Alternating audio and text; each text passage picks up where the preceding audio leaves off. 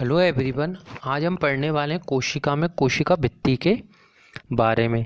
ठीक है, तो ये कोशिका के अंगों के बारे में हम पहले ही पढ़ चुके हैं। ठीक है, आपको जो वो वीडियो की लिंक है वो प्लेलिस्ट आपको डिस्क्रिप्शन में मिल जाएगी। ठीक है, तो कोशिका भित्ति में क्या है, जब हमने कोशिका अंगों को पढ़ा था तो मैंने आपको प्लेस्टिड के बारे में बताया था। किसके बारे में बताया था? प्लेस्टिड के बारे में बताया था। ठीक है, वहाँ पर किसके बारे में बताया था? प्लेस्टिड के बारे में बताया था, जिसको क्या भी बोलते हैं, क्रोमोप्लास्ट भी बोलते हैं। ठीक है, प्लेस्टिड के बारे में बताया था और बताया था कि ये सिर्फ किस में पाया जाता है, ये सिर्फ पादप कोशिका में पाया जाता है। ठीक है, सिर्फ एक अंग का अंतर था जंतु कोशिका और पादप कोशिका। अब हम बात करते हैं कोशिका भित्ति के बारे में। देखिए, कोशिका भित्ति के बारे में हम बात करते हैं, एक तरह से कोशिका भित्ति भी कोशिका का ही अंग है। और ये अगर हम यहाँ पर बात करें इस स्टैंडर्ड में, तो ये सिर्फ पादप कोशिका में पाई जाती है। और इसका क्या कार्य होता है, कैसे कार्य होता है, इसके बारे में हम आगे जानकारी लेंगे। ठीक है, तो देखिए आगे पादप कोशिका में क्या है। ये है पादप कोशिका में पाई जाती है। कोशिका झिल्ली को ऊपर का आवरण है सेल्यूलोज की बनी होती है और इसका आकार प्रदान करती है। ठीक है, आगे हम देखते हैं किस प्रकार क्या होता है। यहाँ पर इसको हम समझने की कोशिश करते हैं। ठीक है, तो देखिए कोशिका भित्ति में होता क्या है। जैसे मान लीजिए कि कोशिका भित्ति, पहली बात तो आपको क्लियर हुई कि ये किस में पाई जाती है, पादप में पाई जाती है। देखिए, जब आप पेड़ों को देखते हैं तो आप क्या देखते हैं, इन पेड़ों का जो ऊपर का भाग होता है, ये जो ऊपर का भाग होता है जिसको आप तना जड़ तना बोलते हो, जो आपको दिखता है, ये क्या होता है? कठोर भाग होता है। ये क्या होता है? कठोर भाग होता है। ऐसे ही होगा, कठोर भाग हुआ। बिस वो जो कठोर भाग होता है वो किस कारण होता है? वो होता है कोशिका भित्ति के कारण। वो जो कठोर भाग होता है वो किसके कारण होता है? वो होता है कोशिका भित्ति के कारण होता है। ठीक है, क्लियर। तो देखिए यहाँ से होता क्या है, जैसे मान लीजिए कोशिका भित्ति कुछ इस तरह की होती है। ठीक है, कुछ हमने मान ली ये कोई कोशिका भित्ति है।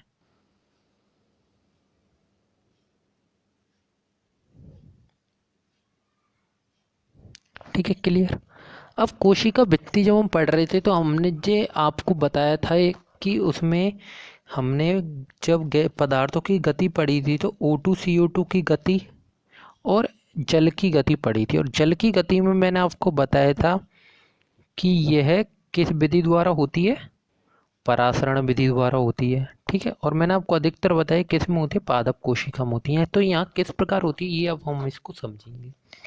ठीक है, अब देखिए एक बार के लिए सोचिए, यहाँ से कोशिका भित्ति क्या करेगी। मैं आपको पहले बता चुका हूँ ये कोशिका भित्ति का बाहर वाला भाग क्या है, कठोर है। ठीक है, तो यहाँ से क्या होगा, H2O का अंदर जाना है। क्या करना है? जल को अंदर जाना है। ठीक है, देखिए ये क्या हो रहा है, जल को अंदर जाना है यहाँ पर। तो जल जब अंदर जाएगा इस तरह से यहाँ पर, ठीक है, तो ये जल पूर्ण रूप से मान लीजिए एक बार के लिए अंदर चला गया। ठीक है, अगर जल अधिक मात्रा में अंदर जाता है तो जल क्या करेगा, यहाँ से जल इन पर दाब लगाना चालू करेगा। जल क्या करेगा, इधर से इस कोशिका भित्ति पर दाब लगाना चालू करेगा। क्लियर। जब ये कोशिका भित्ति पर दाब लगाना चालू करेगा तो कोशिका भित्ति का आकार बदलेगा। कोशिका भित्ति का आकार बदल जाना चाहिए, लेकिन ऐसा नहीं होता है। लेकिन ऐसा नहीं होता है कि कोशिका भित्ति का आकार बदल जाए। अगर कोशिका भित्ति का आकार बदल जाता तो पेड़ों की जो शेप है, जो पेड़ों की जैसे इस तरह से दिख रहा है, कल वो पता लग रहा है इतना मोटा दिख रहा है, अगले दिन पता लग रहा है पानी निकल के इतना पतला सा दिख रहा है। ठीक है, तो ऐसा हो रहा होता। तो कोशिका भित्ति किस लिए पाई जा रही है, किस लिए उत्तरदायी है, आपको यहाँ से समझ में आ रहा होगा कि पूर्ण रूप से आकार के लिए उत्तरदायी है। ठीक है, तो यहाँ से क्या हो रहा है, यहाँ से जैसे ही यहाँ पर इसको क्या करा, कोशिका भित्ति को पानी दिया गया। ठीक है, जैसे ये मान ली इसको जैसे ही जल दिया गया, इसको जैसे ही जल दिया गया ये पूर्ण रूप से भर गया। पूर्ण रूप से भरने पर इसने प्रेशर लगाया। इस प्रेशर को बोलते हैं हम टारगर प्रेशर। क्या बोलते हैं? टारगर प्रेशर या टारगर दाब बोल लीजिए। ठीक है, तो अब क्या करेगा, हम जानते हैं कि इसका जो कोशिका भित्ति वाला पदार्थ, ये जो आवरण है ये क्या है, कठोर है। तो ये भी इसके ऊपर क्या करेगा, दाब लगाएगा और इसके आकार को नहीं बदलने देगा। क्लियर। ऐसे ही क्या होगा, जब इसमें पानी की कमी हो जाएगी, मान लीजिए पानी की इसमें हो गई कमी, पानी की कमी हो गई तो अब इसका क्या हो जाना चाहिए, इस तरह से यहाँ पर देखिए, इस वाले तीसरे चित्र में देखिए यहाँ पर हो गई पानी की कमी। ठीक है, तो पानी की कमी होने पर क्या हो गया, इसका जो आकार है ये सिकुड़ जाना चाहिए था। ठीक है, लेकिन इसका आकार सिकुड़ता भी नहीं है। क्यों नहीं सिकुड़ता? क्योंकि हम जानते हैं कि इसका जो बाहरी आवरण है ये कठोर है। इसका बाहरी आवरण क्या है? कठोर है। तो इस तरह से क्या हो रहा है, कोशिका भित्ति का मुख्य रूप से कार्य क्या है, इसको आकार प्रदान करना है। और इसमें जो है जल की गति होती है, लेकिन जो जल की गति होती है वो इसके आकार में अंतर नहीं आने देती है। ठीक है, क्लियर? तो आपको यहाँ से क्लियर हो गया। ये देखिए आप दूसरे वाले डायग्राम में, यहाँ पर क्या है, पानी बहुत अधिक मात्रा में हो गया। बहुत अधिक मात्रा में होती है, यहाँ ने इस पर प्रेशर लगाया होगा, लेकिन कोशिका भित्ति भी ऊपर से प्रेशर लगाती है यहाँ पर कठोर होने के कारण, जिसकी वजह से इसका आकार नहीं बदल पाता है। और जब पानी की कमी हो जाती है तो कोशिका भित्ति क्या है, कठोर होने के कारण इसका आकार फिर से नहीं बदल पाता है।